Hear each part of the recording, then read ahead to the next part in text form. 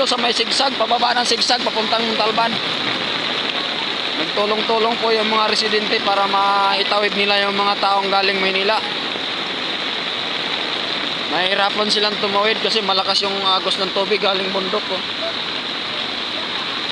May kasamang burak kasi yung tubig. Mga bato, nababagsakan yung mga bato. Ang lalaki ng mga bato bumabagsak.